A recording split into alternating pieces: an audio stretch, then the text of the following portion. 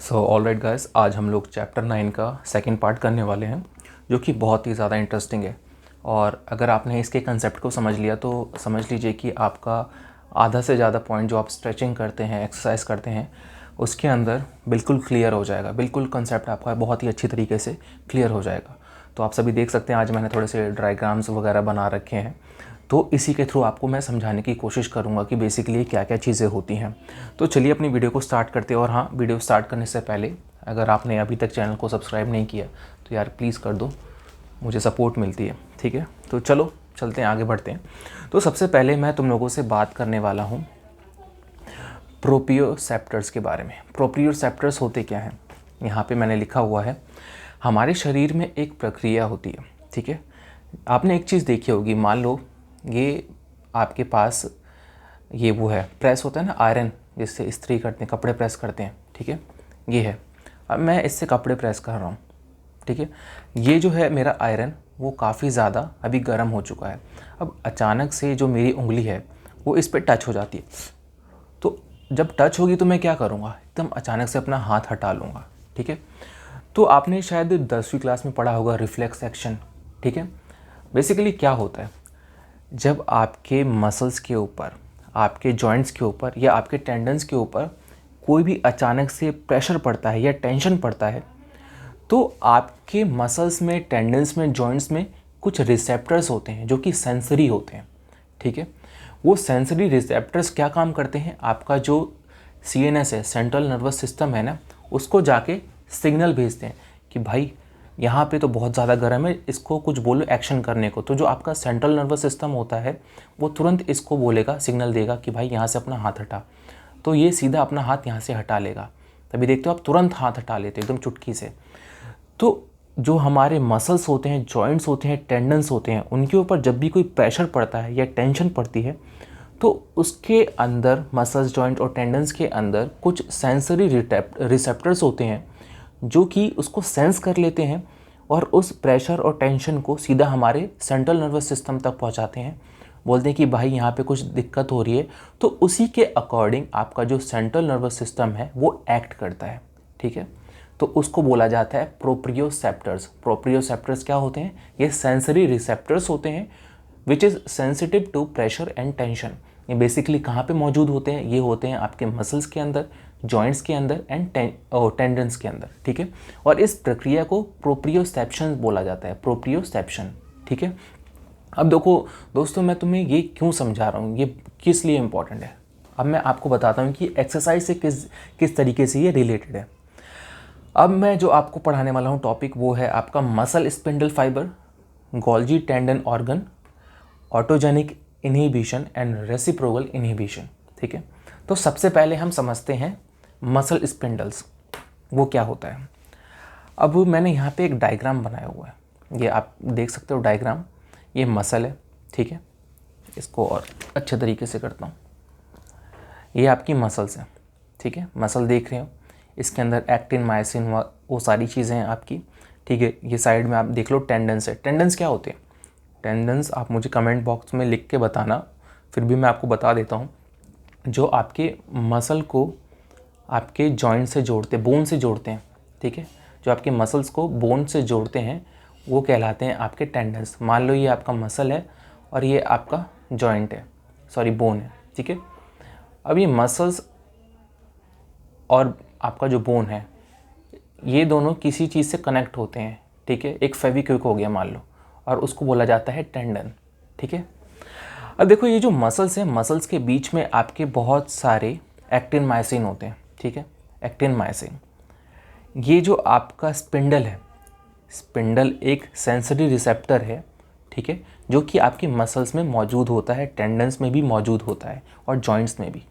तो जो आपका स्पिंडल होता है वो आपके मसल्स के अंदर ही रिसेप्टर होता है, सेंसरी रिसेप्टर मौजूद होता है ऑलरेडी, ठीक है। अब इसका मेन काम क्या होता है, ये आपके मसल के ऊपर जब भी कोई स्ट्रेच पड़ता है तो उसको वो सेंस करता है, ठीक है। जब भी आपके मसल के ऊपर कोई भी स्ट्रेच पड़ता है तो उसको वो सेंस करता है, और सेंस करने के बाद देखता है कि भाई कुछ तो गड़बड़ हो रही है। मान लीजिए मेरे पास ये मेरा गोलू है, ठीक है, इसको मैं एक्सरसाइज कर रहा हूँ, इसको मैं स्ट्रेचिंग दे रहा हूँ, इसके मैं पैक्स बहुत ज़्यादा टाइट हो गए हैं, ठीक है। अब मैं इसको स्ट्रेचिंग दे रहा हूँ, मैं बोल रहा हूँ भाई रुक। अब मैंने इसके हाथ को पीछे मोड़ा, ठीक है। अब मैं इसके हाथ को पीछे मोड़ रहा हूँ तो अचानक से ये बंदा एकदम इनहिबिट करेगा अपने आप को, बोलेगा यार इससे ज़्यादा आगे नहीं यार, बस बस यहीं तक, यहीं तक। तो इसमें क्या हो रहा है, इसका जो मसल्स हैं, यहाँ पे मौजूद जो मसल्स हैं और उस मसल के अंदर स्पिंडल मौजूद हैं, वो इस स्ट्रेच को सेंस कर ले रहे हैं, ठीक है। इसके अंदर जो स्ट्रेच हो रहा है उसको वो सेंस कर ले रहे हैं, जिसकी वजह से अब ये जो आपका मसल के अंदर मौजूद स्पिंडल है वो आपके CNS यानी कि सेंट्रल नर्वस सिस्टम को सिग्नल भेजेगा कि भाई कुछ तो गड़बड़ हो रही है, यहाँ पे बहुत ही एबनॉर्मल तरीके से मेरा जो मसल है वो स्ट्रेच हो रहा है, ठीक है। तो सेंट्रल नर्वस सिस्टम है वो सबका बाप होता है, ठीक है। तो बोलेगा भाई रुक, कुछ इंतज़ाम करता हूँ, ठीक है। तो फिर वो वापस से जाके इसको मसल को, आपके स्पिंडल्स को, मसल्स को सिग्नल देगा कि भाई देख ऊपर से बहुत ही ज़्यादा एबनॉर्मल स्ट्रेच आ रहा है, तो आपको क्या काम करना है, अब अपनी जो आपकी मसल स्ट्रेच हुई है उसको टेंस कर लो ताकि ये और स्ट्रेच ना हो पाए, इसको टेंस कर लो, ठीक है। तो इसलिए देखा होगा आपने कि जैसे मैं इसका स्ट्रेच कर रहा हूँ इससे ज़्यादा आगे मैं नहीं बढ़ पाता, ठीक है। और ये अपने आप को जो गोलू है वो इनहिबिट करने लगेगा, नहीं नहीं बॉस इससे आगे नहीं, ठीक है। तो जिससे क्या हो रहा है, आपका जो मसल स्पिंडल फाइबर है वो एक्टिवेट हो जा रहे हैं, आपके मसल्स एक्टिवेट हो रहे हैं। स्ट्रेच करने के बाद आपके मसल्स जो हैं वो एक्टिवेट हो जाते हैं, जिसकी वजह से आपका जो सेंट्रल नर्वस सिस्टम है वो वहाँ तक सिग्नल पहुँचता है और सेंट्रल नर्वस सिस्टम आपका जो है वापस मसल्स को बोलता है कि नहीं भाई इससे आगे नहीं बढ़ना, ठीक है। वो इनहिबिट कर देता है उसकी पोजीशन को, उसकी मूवमेंट को, बोलता है बस यहीं तक रोक दो। तो उसी प्रक्रिया को कहा जाता है मसल स्पिंडल फाइबर, ठीक है। मसल स्पिंडल रिस्पॉन्स कुछ भी कह लो आप, उसी चीज़ को बोला जाता है मसल स्पिंडल एक्टिविटी, ठीक है। आई होप तुम लोग को समझ में आ गया होगा कि भाई देखो आपके पास कोई क्लाइंट है, अब उस क्लाइंट को आप स्ट्रेचिंग कर रहे हो, उसकी स्ट्रेचिंग आप अचानक से यहाँ तक आपने उसका हाथ को मोड़ दिया, लेकिन इससे आगे नहीं मोड़ पा रहा, वो इनहिबिट कर रहा है। उसका जो मसल है उसके अंदर मौजूद है आपके स्पिंडल्स, और स्पिंडल्स क्या होते हैं, सेंसरी रिसेप्टर्स होते हैं which is sensitive to pressure and tension. अब आपके जो मसल्स हैं उसके ऊपर जब आप स्ट्रेच कर रहे हो तो उसके ऊपर प्रेशर टेंशन क्रिएट हो रहा है, ठीक है।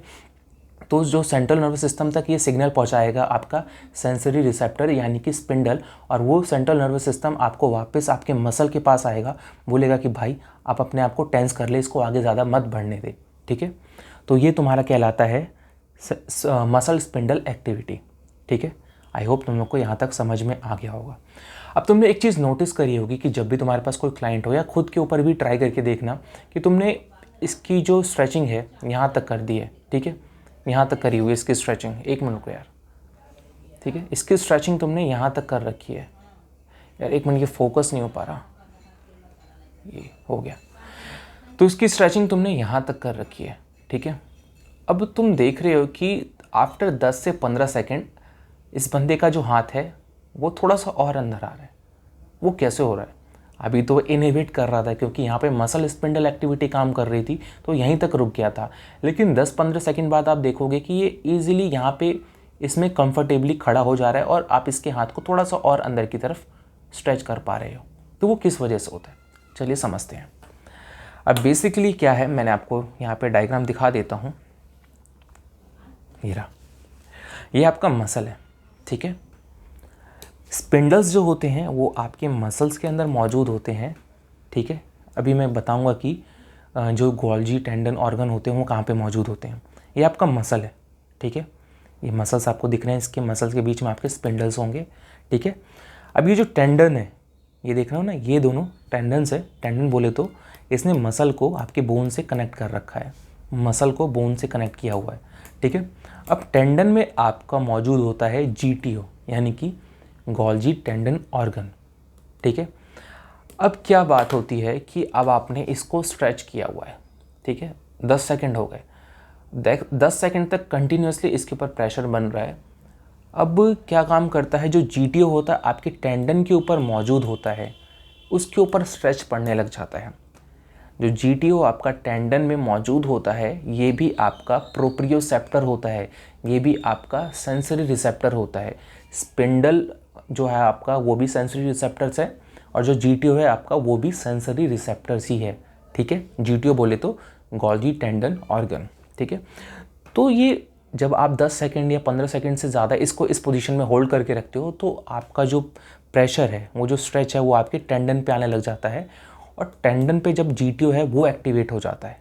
अब आपका जो GTO है वो एक्टिवेट हो गया, अब वो आपके सेंट्रल नर्वस सिस्टम को भाई सिग्नल भेजेगा, बोलेगा भाई यहाँ पे थोड़ी बहुत जो गड़बड़ हो रही है, आपके यहाँ पे जो एबनॉर्मल स्ट्रेच हो रहा है ये 10 से 15 सेकंड तक हो गया है, इसको अब थोड़ा कुछ करो यार इसके बारे में, ठीक है।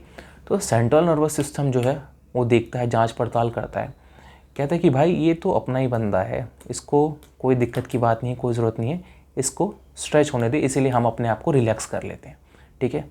तो क्या काम करता है, जो सेंट्रल नर्वस सिस्टम होता है आपके मसल के पास सिग्नल भेजता है कि भाई जो स्ट्रेच आ रहा है, जो आपके ऊपर मसल्स के ऊपर स्ट्रेच पड़ रहा है, आपके टेंडन के ऊपर स्ट्रेच पड़ रहा है, अब आप एक काम करो, अभी तक तो आपने टेंस कर रखा था अपने आप को, अब अपने आप को थोड़ा सा रिलैक्स करो, ठीक है। तो जब आप वो मसल्स होते हैं वो रिलैक्स होते हैं तो इस पोजीशन में बंदा जो है वो कंफर्टेबल हो जाता है, और उसके बाद आप थोड़ा सा और उसको आगे कर सकते हो, ठीक है। इस सिचुएशन में क्या हुआ कि जो टेंडन के ऊपर स्ट्रेच था उसको सेंस किया GTO ने, जो मसल के ऊपर स्ट्रेच होता है उसको सेंस करता है स्पिंडल, टेंडन के ऊपर स्ट्रेच करता है कौन, GTO, ठीक है। अब इसमें क्या होता है कि आपने देखा कि यहाँ पे अभी आपका जो मसल है वो थोड़ा रिलैक्स हो जाता है, इसी वजह से आप लॉन्ग ड्यूरेशन जैसे 10 से 15 सेकंड तक अगर आप करते हो तो उसके बाद ये जो पर्सन है, ये गोलू है, वो रिलैक्स हो जाएगा उस पर्टिकुलर पोजीशन के अंदर, कंफर्टेबल हो जाएगा, ठीक है। तो यहाँ पे GTO एक्टिवेट हो जाता है। आई होप तुम लोग को समझ में आ गया होगा। मसल स्पिंडल क्या होते हैं, दोनों प्रोप्रियोसेप्टर्स होते हैं, मसल स्पिंडल और GTO, ठीक है। जब भी हमारे मसल्स के ऊपर स्ट्रेच पड़ता है तो स्पिंडल आपके CNS को सिग्नल पहुंचाता है कि यार कुछ एबनॉर्मल स्ट्रेच आ रहा है, तो आपका जो CNS है वो मसल के पास आपको सिग्नल पहुंचाता है कि भाई अपने मसल्स को आप टेंस कर लो, इसको आगे मत बढ़ने दो, इसको इनहिबिट कर लो, ठीक है। तो ये क्या काम होता है, आपका इनहिबिट कर लेता है, इसीलिए इसकी जो मूवमेंट है इससे आगे नहीं जा पाती, ये इससे ज़्यादा पीछे नहीं मूव कर पाता। लेकिन जब ये प्रेशर, यही कंटिन्यूस प्रेशर 10 से 15 सेकंड तक हो जाता है या उससे ज़्यादा देर तक होता है, तो अब आपका जो GTO है जो कि टेंडन पे मौजूद होता है वो एक्टिवेट हो जाता है, ठीक है। जिसकी वजह से GTO आपका CNS पे सिग्नल पहुंचाता है कि भाई इस पर कंटिन्यूस प्रेशर आ रहा है, काफ़ी टाइम हो गया, तो CNS आपका जो मसल है उसको बोलता है कि चलो अब इसको रिलैक्स कर लो, ये तो अपना ही है, इसको रिलैक्स कर लो। तो यहाँ इस पोजीशन में जब क्लाइंट आता है तो वो रिलैक्स हो जाता है, ठीक है, थोड़ी देर बाद। आई होप तुम लोग को यहाँ पे समझ में आ गया होगा। अब एक और एग्जांपल से आपको समझाता हूँ मैं कुछ अलग सी चीज़ें, ठीक है।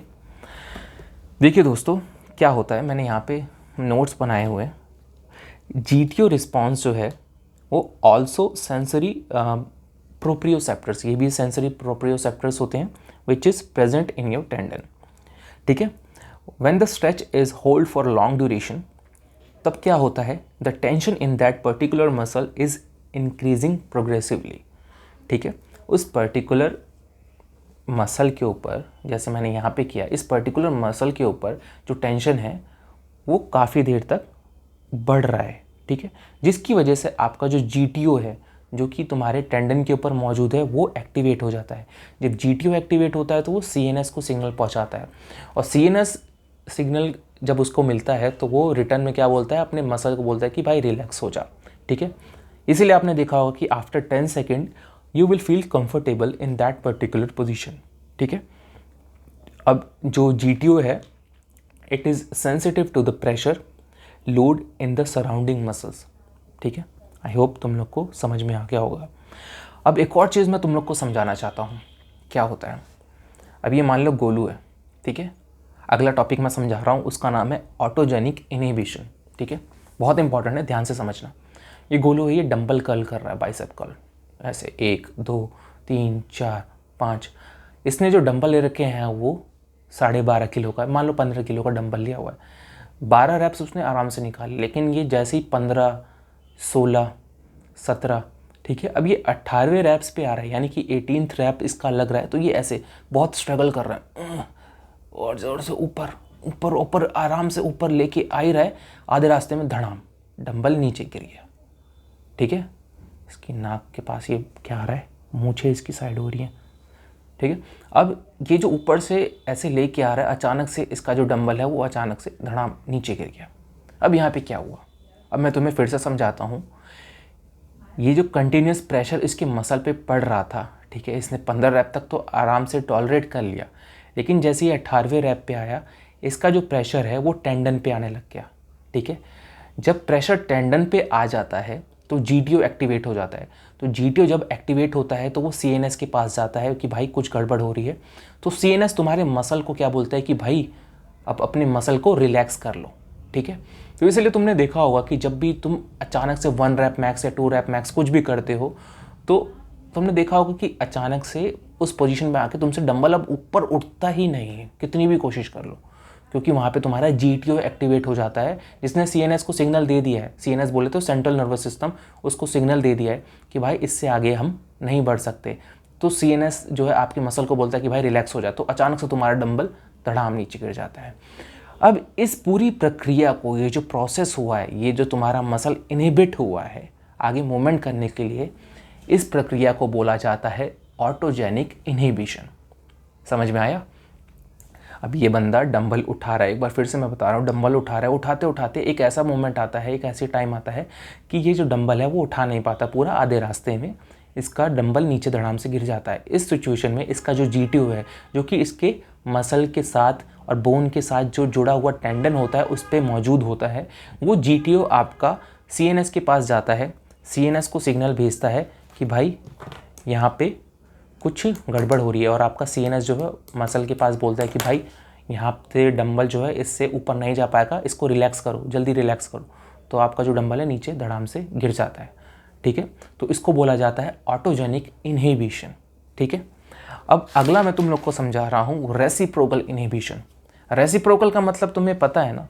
रेसिप्रोकल सिंपली ये कुछ मत देखो, रेसिप्रोकल मतलब होता है जैसे मैंने यहाँ पे ए लिखा है और it is inversely proportional to B. ठीक है, इन्वर्सली प्रोपोर्शनल, रेसिप्रोकल, समझ में आ गया, ऊपर नीचे। अब मैं तुम्हें एक एग्जांपल के तौर पे समझाता हूँ। मान लो ये बंदा जो है ये कर रहा है तुम्हारा बाइसेप्स कर्ल। ठीक है, ये बाइसेप्स कर्ल कर रहा है, ठीक है, या हैमस्ट्रिंग कर्ल कर रहा है। ठीक है, हैमस्ट्रिंग कर्ल कर रहा है तो इसका प्राइम मूवर कौन सा होगा? हैमस्ट्रिंग। प्राइम मूवर को क्या बोला जाता है? एगोनिस्ट बोला जाता है। ठीक है, ध्यान रखना, प्राइम मूवर जो मसल पहले काम कर रही होती है उसको एगनिस्ट यानी कि प्राइम मूवर बोला जाता है, और जो सेकेंडरी मसल्स होती हैं जो उसके ऑपोजिट होती हैं उसको एंटागनिस्ट बोला जाता है। ठीक है, एंटागनिस्ट इसकी कौन सी मसल होगी? हैमस्ट्रिंग। अगर ये कर्ल कर रहा है तो इसकी एंटागनिस्ट कौन सी होगी? इसके ऑपोजिट में कौन है? क्वाड्रिसेप्स, क्योंकि इस टाइम पे ये अपने हैमस्ट्रिंग को क्या कर रहा है बताओ? फ्लेक्स कर रहा है। ठीक है, हैमस्ट्रिंग को फ्लेक्स कर रहा है, तो यहाँ पे जो हैमस्ट्रिंग की मसल है वो इसको फ्लेक्स कराने में मदद कर रही हैं। तो इसके ऑपोजिट में कौन सा है? क्वाड्रिसेप्स है, क्वाड्रिसेप्स इसको एक्सटेंड कराने में मदद कर रहे हैं। तो ये एगोनिस्ट कौन सा हो गया? हैमस्ट्रिंग, और एंटागनिस्ट कौन सा हो गया उसका? क्वाड्रिसेप्स। ठीक है, समझ में आ गया? अब मैं तुम्हें दूसरे एग्जांपल से समझाता हूँ रेसिप्रोकल इनहिबिशन क्या होता है। मान लो ये बाइसेप्स कर्ल कर रहा है। अब बाइसेप्स कर्ल कर रहा है तो इसके जो प्राइम मूवर है वो कौन से? बाइसेप्स हैं। ठीक है, जो कि एगनिस्ट है, और एंटागनिस्ट कौन से हैं उसके? एंटागनिस्ट है इसका ट्राइसेप्स। ठीक है, अब एक चीज़ देखो, जब ये बाइसेप्स कर्ल कर रहा है तो इसका जो ये वाला मसल है जो प्राइम मूवर है, एगनिस्ट है, वो टेंस अप हो जाता है, कॉन्ट्रैक्ट हो जाता है। ठीक है, ये टेंस अप हो जाता है, लेकिन जो इसका जो ट्राइसेप्स है यानी कि एंटागनिस्ट मसल है वो स्ट्रेच हो जाता है। ठीक है, वो स्ट्रेच हो रहा है। ये क्या हो रहा है? ये टेंस अप हो रहा है और ये रिलैक्स हो रहा है। टेंस अप एंड रिलैक्स, इसी को बोला जाता है रेसिप्रोकल इनहिबिशन। यानी कि जब तुम्हारा एंटागनिस्ट, या इसी को उल्टा कर लो, अगर तुम्हारा एंटागनिस्ट जो है या एगनिस्ट जो है वो तुम्हारा क्या हो रहा है, अगर कोई एक मसल पर्टिकुलर प्राइम मूवर तुम्हारा अगर स्ट्रेच हो रहा है या टेंस्ड हो रहा है, तो उसके जो ऑपोजिट मसल होगा जो उसका एंटागनिस्ट होगा वो क्या होगा? तुम्हारा रिलैक्स होगा उस टाइम पे। ठीक है, समझ में आया कि नहीं आया? फिर से मैं समझा देता हूँ कि जो तुम्हारा प्राइम मूवर होगा अगर वो स्ट्रेच, अगर वो टेंस हो रहा है तो उसका जो ऑपोजिट साइड में जो मसल होगा एंटागनिस्ट, वो तुम्हारा क्या कहलाएगा? वो तुम्हारा रिलैक्स हो जाएगा, ठीक है। ये तुम्हारा स्ट्रेच हो रहा है बाइसेप्स और ये तुम्हारा रिलैक्स हो रहा है, ठीक है। इसी प्रक्रिया को बोला जाता है, अभी देखो रिलैक्स कर रहा है ना, ये इसको नीचे लेके आ रहा है, रिलैक्स कर रहा है, तो इसी प्रक्रिया को बोला जाता है तुम्हारा रेसिप्रोकल इनहिबिशन, ठीक है। यहाँ पे मैंने तुम्हारा कुछ एग्जांपल लेके रखा हुआ है। जैसे मान लो तुम्हारा जो कोई एक मसल है, प्राइम मूवर है, वो स्ट्रेच हो रहा है, तो तुम्हारा जो दूसरा है वो तुम्हारा कॉन्ट्रैक्ट होगा, यानी कि तुम्हारा प्राइम मूवर एगोनिस्ट वो स्ट्रेच हो रहा है, तुम्हारा एंटागनिस्ट वो कॉन्ट्रैक्ट होगा, या ऑपोजिट भी कर सकते हो। अगर ये कॉन्ट्रैक्ट हो रहा है तो ये स्ट्रेच हो रहा होगा, ठीक है। सिंपल है, बहुत ईजी है। तो आई होप तुम लोग को ये चीज़ समझ में आ गई होगी कि प्रोप्रियोसेप्शन क्या होता है। प्रोप्रियोसेप्शन एक प्रक्रिया होती है जिसके अंदर तुम्हारे मसल्स हो गए, जॉइंट्स हो गए और टेंडन्स हो गए, उसके अंदर कुछ सेंसरी रिसेप्टर्स मौजूद होते हैं। और वो सेंसरी रिसेप्टर्स क्या काम करते हैं, जब भी उनके ऊपर कोई टेंशन आती है या प्रेशर पड़ता है तो वो तुम्हारा सेंट्रल नर्वस सिस्टम यानी कि सीएनएस को सिग्नल पहुंचाते हैं। तो उसके केस में सीएनएस जो है कुछ एक्शन करता है और उस एक्शन के ज़रिए तुम्हारा जो है मसल स्पिंडल फाइबर एक्टिवेट होता है, जीटीओ एक्टिवेट होता है। जो जिस तरीके से एक्टिवेट होता है उसी के अकॉर्डिंग तुम्हारा सीएनएस जो है वो एक्ट करता है, ठीक है। तो आई होप तुम लोग को ये चीज़ समझ में आ गई होगी। आज का चैप्टर तुम्हारा जो है पार्ट 2, ये जो चैप्टर 9 का पार्ट 2 है वो बहुत ही इंपॉर्टेंट है। इसको अगर तुमने समझ लिया तो तुम्हारा बेसिकली समझ लो कि बेसिक कंसेप्ट जो है वो क्लियर हो जाएगा। तो ये यहीं तक ही था। आई होप तुम लोग को वीडियो आज की अच्छी लगी होगी, और वीडियो अच्छी लगी तो यार प्लीज़ कमेंट करके बताया करो कि आपको कैसा लग रहा है। अगर मुझे कोई सुधार करनी है अपने पढ़ाई के तरीके में तो आप मुझे कमेंट में अपने सजेशन लिख सकते हो, ठीक है। और हाँ, अगर आपको मेरे नोट्स चाहिए, पीडीएफ नोट्स चाहिए, तो मैं नीचे अब से लिंक दे दूँगा, अपना ईमेल एड्रेस दे दूँगा, आप मुझे मेल कर देना, क्योंकि व्हाट्सएप वगैरह थोड़ा सा ठीक से चलाता नहीं हूँ मैं, तो इसीलिए इतना टाइम मिल नहीं पाता कि मैं व्हाट्सएप वगैरह चलाऊँ। लेकिन आप मुझे मेल कर दें, क्योंकि मैं मेल चेक करता रहता हूँ। तो आप जो है नीचे मैं अपना ईमेल आईडी दे दूँगा, अगर आपको नोट्स चाहिए होंगे तो मैं वहाँ पे आपको रिस्पॉन्स कर दूंगा। अगर आप पीडीएफ में फॉर्मेट में लेना चाहते हैं तो ये 1000 रुपीज़ का आपको पड़ेगा, कंप्लीट जितने भी कंप्लीट चैप्टर हैं उसका नोट्स है। तो तब तक आप सभी अपना ध्यान रखिए, हंसते रहे, मुस्कुराते रहें, और गोलू की तरफ से टाटा बाय बाय।